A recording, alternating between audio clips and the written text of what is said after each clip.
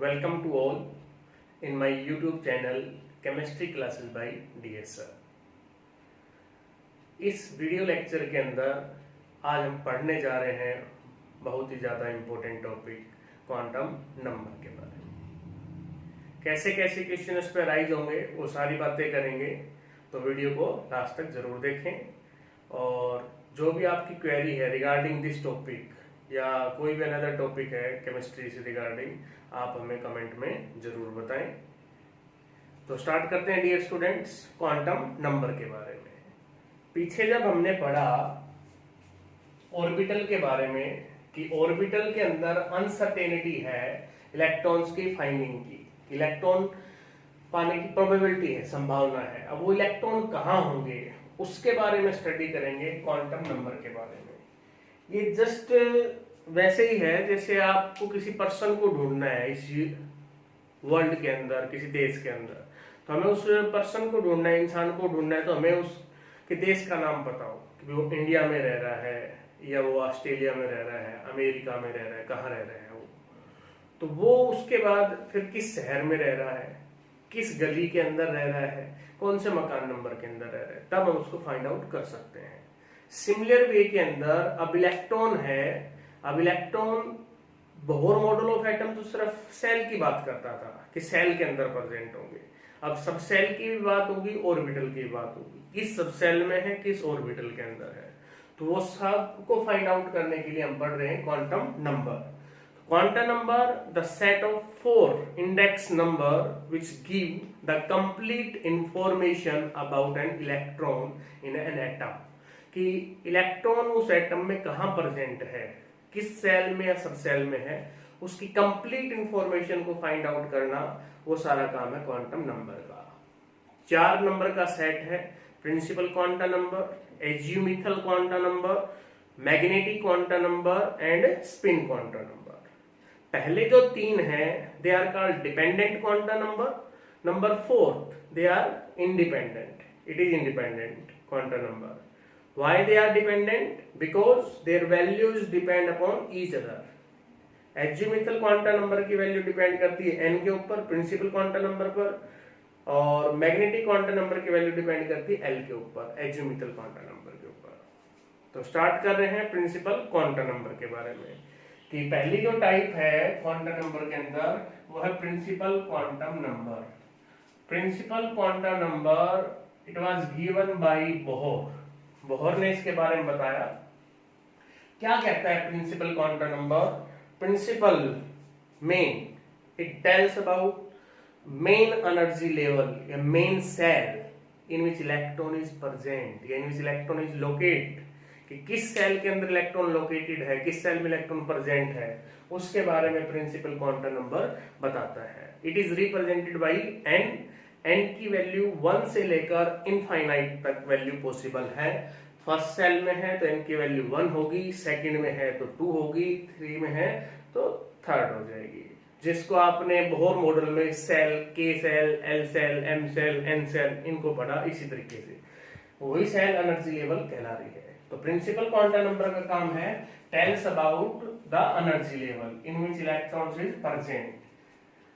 It also tells about the energy of the cell and the electrons, कि electron जिस cell के अंदर present है उसकी एनर्जी के बारे में भी यही क्वांटम नंबर बताता है।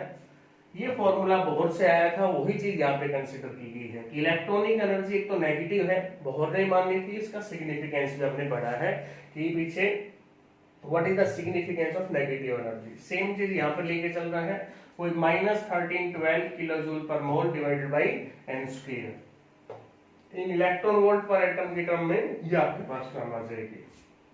और किसके बारे में बताएगा? It tells about the size of the shell, higher will be the value of n, more will be the size of the shell. अगर n की वैल्यू 1 है उस सेल का साइज छोटा होगा, किसी के लिए n की वैल्यू 5 है तो उस सेल का साइज बड़ा होगा।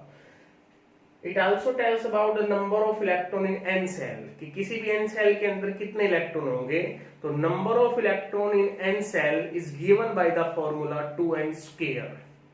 अगर आपको इलेक्ट्रॉन कैलकुलेट करने हैं फर्स्ट सेल में, बताओ कितने इलेक्ट्रॉन होंगे, तो वहां n की वैल्यू 1 होगी, तो 2 into n स्क्वायर, n की वैल्यू 1 है, 1 का स्क्वायर 1 मतलब 2 इलेक्ट्रॉन हो गया। अब मैं कहूँ बेटा थर्ड सेल में बताओ आप कितने इलेक्ट्रॉन होंगे, तो n की वैल्यू 3 का स्क्वायर 9 इंटू 2 कितना हो गया 18। तो थर्ड सेल के अंदर कितने इलेक्ट्रॉन होंगे 18 इलेक्ट्रॉन होंगे। तो number of electron in a shell, nth shell में कितने इलेक्ट्रॉन होंगे उसके बारे में कौन बता रहा है, principal quanta number 2n square electron होंगे। तो ये बात थी प्रिंसिपल क्वांटा नंबर की। अब हम किस पर आ जाते हैं, एजियोमीथल क्वांटा नंबर के ऊपर। नंबर 2 क्वांटा नंबर है एजियोमीथल क्वांटा नंबर। तो एजियोमीथल क्वांटा नंबर की अब हम बात करेंगे नंबर 2 की। इसके जो मेन पॉइंट थे वो आपने पढ़े, तो इन पॉइंट्स के बारे में बताता है। अब बात हो रही है एजियोमीथल क्वांटा नंबर के बारे में।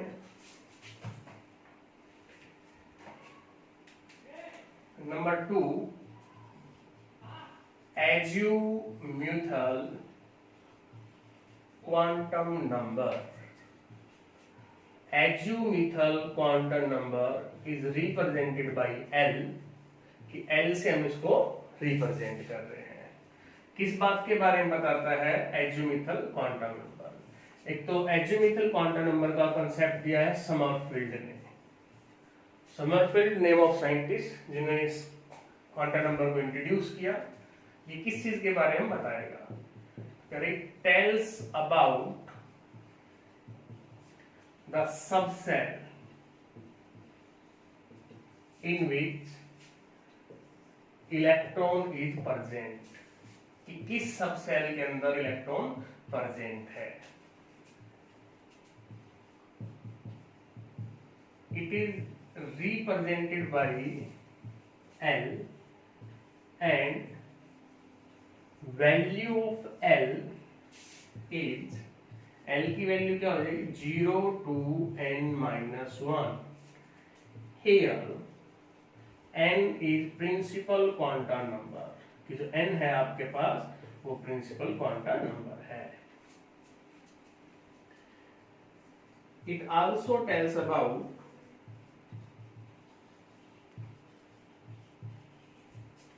Orbital angular momentum. Orbital angular momentum बड़ी अच्छी बात है, ये भी इस पे क्वेश्चन अराइज होता है ऑर्बिटल एंगुलर मोमेंटम के ऊपर, कि कौन सा quantum number orbital angular momentum के बारे में बता रहा है, azimuthal quantum number. Orbital angular momentum को हम म्यू से रिप्रेजेंट करते हैं, सबस्क्रिप्ट में L लिखा जाएगा। कैसे निकालते हैं ऑर्बिटल एंगुलर मोमेंटम को, under the root L into L plus 1 h upon 2 pi. Here L small l, capital L होता तो एंगुलर मोमेंटम होता, स्मॉल l है तो अपने पास एजियोमीथल क्वांटम नंबर कहला रहा है। ये आपके पास आ गया ऑर्बिटल एंगुलर मोमेंटम। नेक्स्ट चीज किसके बारे में बताएगा ये azimuthal quantum number, it also tells about shape of subcell, कि सबसेल की शेप कैसी होगी।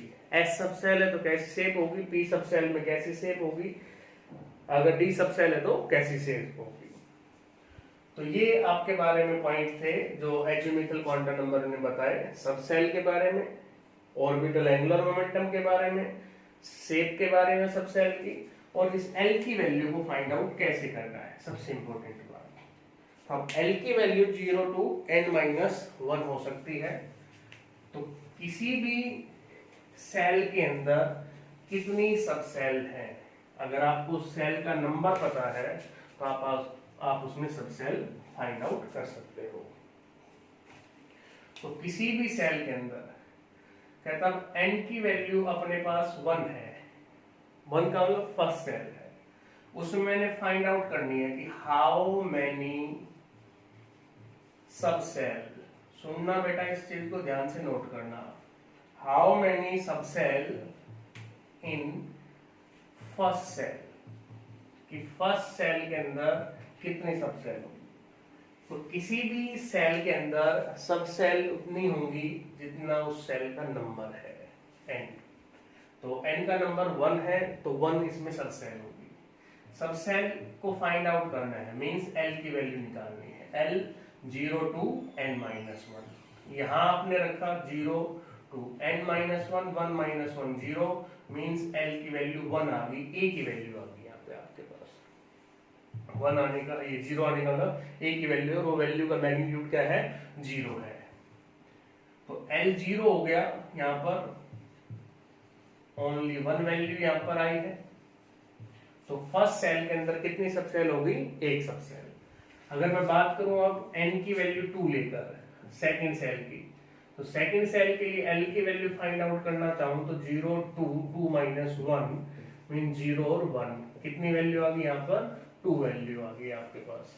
एक वैल्यू क्या आई 0 और एक वैल्यू क्या आ गई 1, ठीक है। तो अब यहाँ पर सेकंड सेल के अंदर कितने सब सेल होंगे आपके पास, दो सब सेल, एक 0 नंबर पर और एक 1 नंबर पर। अब क्या कहता है, अब जो बात आपको याद करनी है और इम्पोर्टेंट बात है, L अगर 0 है, if L is equal to 0 then subshell is S subshell. कि अगर L की वैल्यू 0 है तो सब सेल होगी S सब सेल, और उसकी जो शेप होती है वो होती है स्फेरिकल। यहाँ हम साथ साथ शेप के बारे में बता रहे हैं। L की वैल्यू 0, S सब सेल होगी, स्फेरिकल उसकी शेप होगी, ये बात आपको ध्यान रखनी है। L की वैल्यू 1 है, then subshell is P सब सेल, तब अपने पास होगी P सब सेल और उसकी शेप कैसी हो जाएगी, डम्बल लाइक शेप। कैसी होगी P सब सेल की, डम्बल लाइक शेप। L की वैल्यू 2 है आपके पास, देन D सब सेल और इसकी शेप हो जाएगी double dumbbell like shape, double dumbbell like shape. Next बात करूं L की वैल्यू 3 लेकर, कि L की वैल्यू को मैं 3 ले लेता हूं, then subshell is F सब सेल और इसकी जो शेप होती है वो होती है कॉम्प्लिकेटेड, 3 डायमेंशन में है और कॉम्प्लिकेटेड शेप होती है, ड्रा करना डिफिकल्ट है। तो ये L की वैल्यू आपके पास अगर ये है तो ये सब सेल इसमें पॉसिबल होगी। अब वापस से वहां आते हैं, जैसे फर्स्ट सेल के अंदर एक ही सब सेल थी, L की वैल्यू 0, तो वहां पर केवल कौन सी सब सेल एग्जिस्ट करेगी, S सब सेल। फर्स्ट एनर्जी लेवल में S सब सेल होगी। अगर मैं बात करूं सेकंड एनर्जी लेवल की, तो वहां दो सब सेल आपके पास थी, एक S सब सेल होगी और एक P सब सेल होगी। क्यों, आगे चल के हमने ना कॉन्फ़िगरेशंस को याद करना है, जैसे 1s 2s 2p, तो 1s में 1s क्यों आया सर, यहाँ 1p क्यों नहीं लिखा, कोई चीज यहाँ से क्लियर हो रही है, क्योंकि 1s वाले के अंदर एक ही सब सेल है, फर्स्ट एनर्जी लेवल के अंदर वो S सब सेल है, सेकंड वाले में 2 ही सब सेल है, थर्ड वाले में 3 सब सेल है, फोर्थ वाले में 4 सब सेल है, फिफ्थ वाले में 5 सब सेल है। छोटी छोटी बातें बड़ी इंपॉर्टेंट है कि हाउ मेनी सब सेल इन nth सेल फाइंड आउट कर सकते हो इक्वल टू n। पहले वाले से क्या सीखा, हाउ मेनी इलेक्ट्रॉन्स, कितने इलेक्ट्रॉन थे, 2n स्क्वायर इलेक्ट्रॉन थे। इन वैल्यूज को आपको याद करना है, लर्न करना है, कैसे आप इसको निकाल सकते हो। एक क्वेश्चन तो यहाँ से बनना है। एक क्वेश्चन क्या बन सकता है इसके ऊपर, ऑर्बिटल एंगुलर मोमेंटम पर, कि ऑर्बिटल एंगुलर मोमेंटम को फाइंड आउट करना है, कि हम कैसे उसको निकालेंगे, कैसे उसको फाइंड आउट करेंगे ऑर्बिटल एंगुलर मोमेंटम को। तो ऑर्बिटल एंगुलर मोमेंटम, कोई भी क्वेश्चन आपको दे दिया गया, जैसे आपको ये दे दिया गया ऑर्बिटल एंगुलर मोमेंटम का, पहले तो मैं उसका फार्मूला लिख रहा हूं।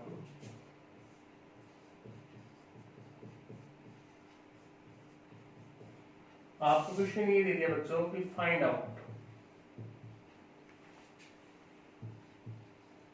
Orbital angular momentum for 4p 5p 6p सब सेल।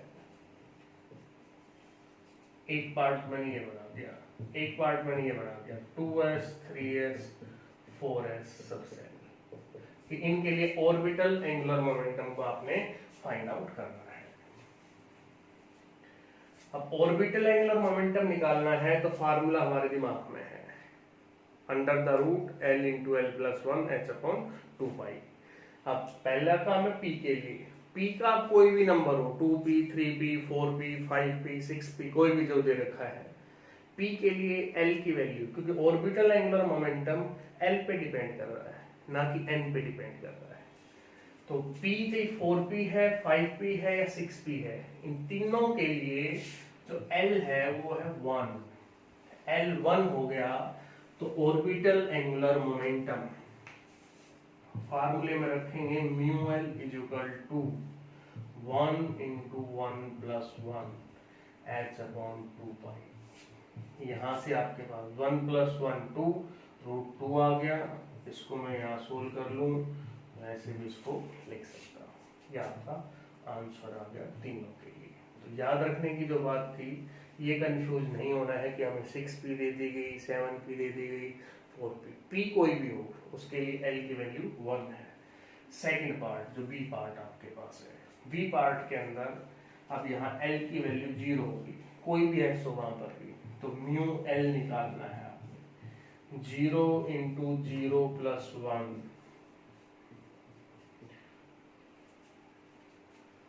ठीक है, 0 into 0 की मल्टीप्लाई क्या आ गया 0। तो क्या बात निकल कर आई बच्चों कि S की कोई भी अपने पास सब सेल दे रखी है, 2s 3s 4s है, उसके लिए L 0 रहेगा और उसका ऑर्बिटल एंगुलर मोमेंटम भी क्या रहेगा 0 रहेगा। तो ये बात थी इससे रिगार्डिंग की ऑर्बिटल एंगुलर मोमेंटम। अब हम बात कर रहे हैं मैग्नेटिक क्वांटा नंबर की। Magnetic quanta number is represented bye m and was given by Linde. Linde ने इसको दिया है मैग्नेटिक क्वांटा नंबर को। ये किस बात के बारे में बताता है? It tells about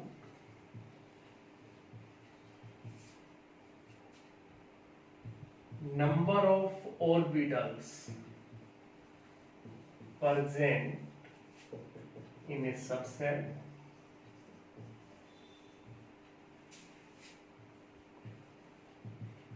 orientation of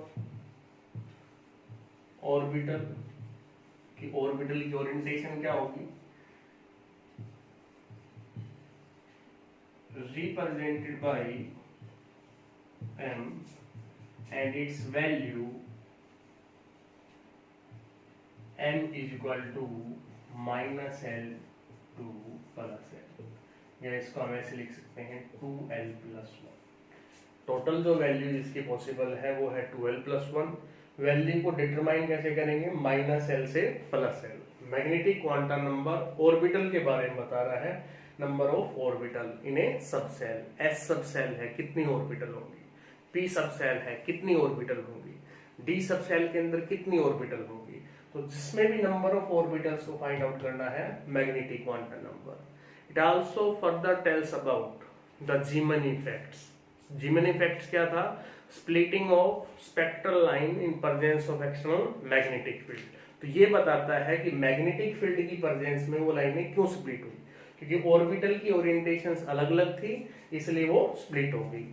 तो ऑर्बिटल निकालनी हो किसी भी सबसेल के अंदर, तो आप m की वैल्यू फाइंड आउट कर लो। ऑर्बिटल के लिए m की वैल्यू माइनस L से प्लस L। जैसे मैं आपसे पूछूं for S subshell how many orbitals are possible, बता सकते हो? S सबसेल है तो L की वैल्यू 0, तो m की वैल्यू भी आपके पास कितनी आ गई 0, माइनस 0, तो 0 माइनस होती नहीं, तो a की वैल्यू आ गई 0। तो टोटल वैल्यू कितनी है आपके पास 1 वैल्यू, मतलब एक वैल्यू, एक ऑर्बिटल होगी S सबसेल के अंदर। P सबसेल की बात करूं, P सबसेल के अंदर L की वैल्यू 1 होगी। अब हमें m की वैल्यू को फाइंड आउट करना है, -1 0 +1, तीन वैल्यू यहाँ से पॉसिबल है, -1 0 +1। तो टोटल वैल्यूज कितनी आ गई अपने पास 3, तीन वैल्यूज अपने पास आ गई है 3 वैल्यू। तो 3 वैल्यू का आने का मतलब है 3 ऑर्बिटल इसमें पॉसिबल है, और वो ऑर्बिटल कौन सी कहलाती हैं? px, py and pz। और these 3 orbitals are called degenerate orbital. अगर आपसे पूछा जाए कि डीजनरेट ऑर्बिटल क्या है, तो degenerate orbital having same energy orbitals are called degenerate orbital. तीनों की एनर्जी इक्वल है, बराबर है। डी के लिए निकालना है कि डी सब सेल में सर कितनी ऑर्बिटल होंगे अपने पास, एफ सब सेल में अपने पास कितनी ऑर्बिटल होंगी सर, उससे रिगार्डिंग। तो डी सब सेल के अंदर फॉर डी सब सेल, डी सब सेल के अंदर अपने पास होंगी एल की वैल्यू 2, एम की वैल्यू हम फाइंड आउट कर लेंगे -2 से +2। तो 5 वैल्यू टोटल आ गई -2 -1 0 +1 एंड +2। टोटल वैल्यू पॉसिबल हो गई 5 वैल्यू। तो कौन कौन सी 5 ऑर्बिटल होंगी, 5 वैल्यू आने का, तो इसमें 5 ऑर्बिटल है, dx dyz xz dx square minus y square and dz square. These are the possible orbitals, 5 orbital possible in D subcell. These are the 5 orbitals. Similarly, we can find out the value of F or F subcell. For F subcell, F subcell के लिए L is equal to 3 means M is equal to -3 to +3. 7 values possible हैं, -3 -2 -1 0 +1 +2 and +3. These are the 7 values which are possible for F subcell. F subcell के लिए value possible हो जाएंगे अपने पास। Okay, अब F में कौन कौन सी ऑर्बिटल है, F x into x square minus y square, Fy into x square minus y square, Fz x square minus y square. Next Fxyz, Fz की cube, Fyz square, Fxz square. There are 7 orbitals which are possible for the corresponding of F subcell. The next important thing about magnetic quantum number is the positive value of m. यहां से हम देख रहे हैं कि m की positive value भी है और नेगेटिव भी है। Positive value of m describes the orbital angular momentum of the component in the direction of applied magnetic field. कि जो ऑर्बिटल एंगुलर मोमेंटम है पॉजिटिव वैल्यू के लिए in the applied magnetic field की डायरेक्शन में है और नेगेटिव के लिए उससे अपोजिट डायरेक्शन के अंदर है। तो ये बात थी मैग्नेटिक क्वांटम नंबर के बारे में। इन पॉइंट्स को आपने लर्न करना है, प्रैक्टिस करनी है। अब बारी आती है fourth independent quantum number, spin quantum number के बारे में। तो स्पिन क्वांटम नंबर किसने दिया है, गोल्ड स्कैमडिक ने स्पिन क्वांटम नंबर के बारे में बताया है। इंडिपेंडेंट है क्योंकि इसकी वैल्यू इन पर डिपेंड नहीं कर रही है।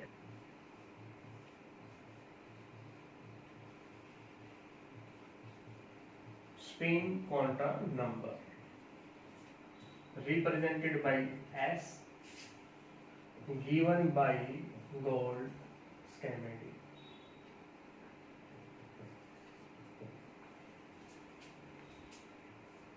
इंडिपेंडेंट क्वांटम नंबर है, इट टेल्स अबाउट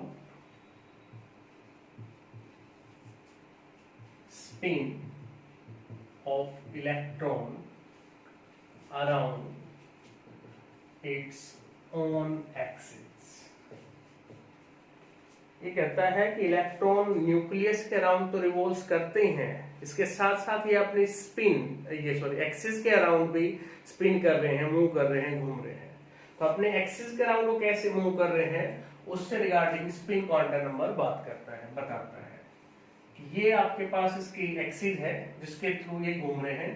अगर उसी एक्सिस में अगर वो क्लॉकवाइज घूम रहा है, रिवॉल्व कर रहा है, स्पिन कर रहा है क्लॉकवाइज, तो उसकी स्पिन को प्लस हाफ लिया गया है। अगर वही अपनी स्पिन के एंटी क्लॉकवाइज, अपनी एक्सिस के एंटी क्लॉकवाइज अगर मूव कर रहा है तो उसकी स्पिन को माइनस हाफ लिया गया है। There is two possible value for spin quantum number, plus half और minus half. If it rotate clockwise around its axis then it is plus half, if it rotate anti clockwise around its axis तो minus half. तो tells about the spin of electron around its own axis के बारे में।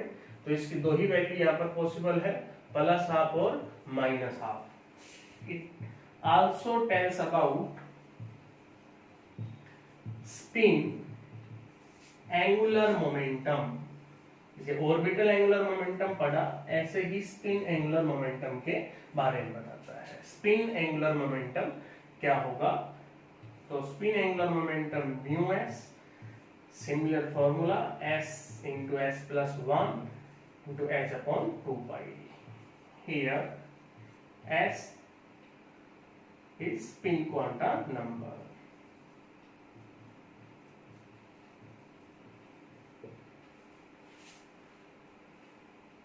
तो it's all about the quantum number.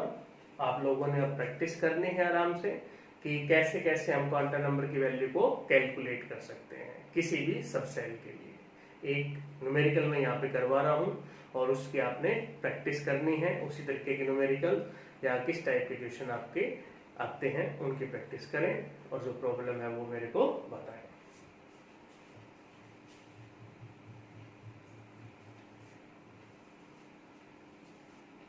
तो आपसे पूछ लिया जाए बेटा कि what are the possible value